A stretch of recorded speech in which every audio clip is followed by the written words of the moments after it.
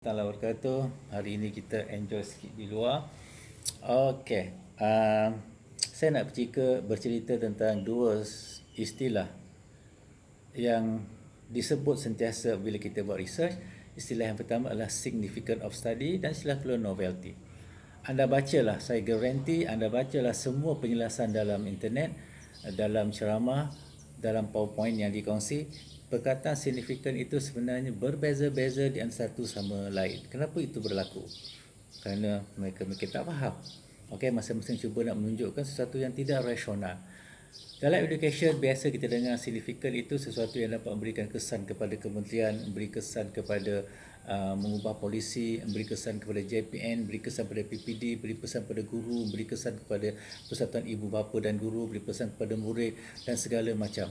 Lagi banyak kita senaraikan, lagi dilihat sebagai kain itu signifikan. But that is not true. Tidak siapa buat kajian di peringkat master dan PhD terutamanya untuk berikan apa-apa kepada policy maker, apatah lagi pada kementerian. Itu sebenarnya tidak berlaku. Okey, perkataan kedua adalah novelty ataupun newness, kebaharuan, sesuatu yang baru dalam konteksnya. Okey, ada perkara yang timbul semula sebagai sesuatu yang agak baru walaupun telah muncul bertahun-tahun sebelum itu, tetapi senyap seketika kemudian muncul semula sebagai satu trend yang baru. Okey, saya bagi contoh yang paling mudah. Okey, kita buat katakan arahan menghadkan pergerakan atau kita kenali sebagai kuarantin di rumah.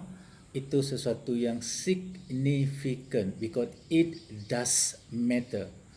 For this particular moment, quarantine is significant because it does matter. It's matter to the situation right now.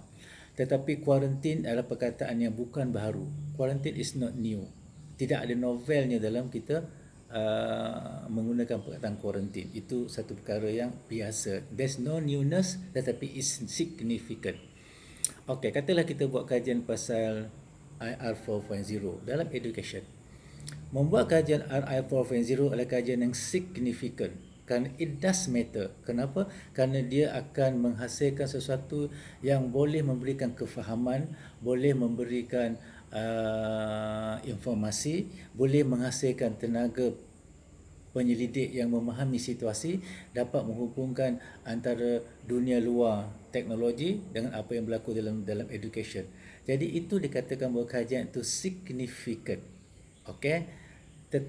Katalah kita mengkaji suatu aplikasi IoT, okey, dalam education, cuba mengaitkan semua teknologi sehingga pelajar mungkin tidak perlu lagi dibimbing secara one to one sepenuhnya, maka kita menggunakan teori Maslow, for example.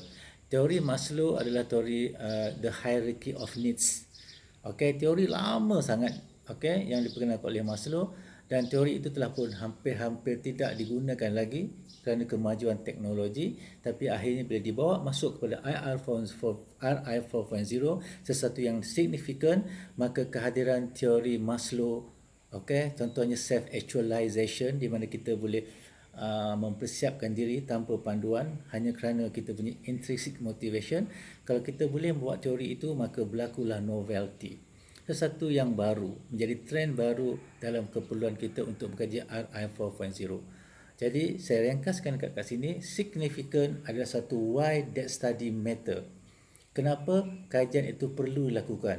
Okey, bukan untuk kita memberitahu policy maker, tidak. Tetapi sebagai researcher, kajian kita tu matter kerana dia memberikan sesuatu yang kita boleh fikirkan, paling tidaknya contribution kepada pemahaman yang maybe tidak merata, pemahaman yang maybe tidak komprehensif. Jadi kita fikirkan sendiri why it does matter untuk buat kajian tersebut. Okey, dan bila kita integrasi dua teori, okey, kita mencuba teori religious ke dalam teori psikologi, kita maybe menambah beberapa variable yang kita katakan sebagai berkait rapat dengan IR 4.0, maka di situ berlakunya novelty. Jadi kitalah yang menginterpretasikannya dengan pemahaman tersebut, the newness dan juga significant, why it does matter.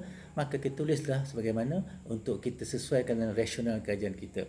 Bukan kita tulis benda-benda mengarut yang sebenarnya kita tidak lakukan pun. Okey, itu saja yang sempat saya sentuh. Kalau faham-fahamlah. Kalau tak faham, cuba fahami. Assalamualaikum warahmatullahi wabarakatuh. Bye bye. I love you. Muah.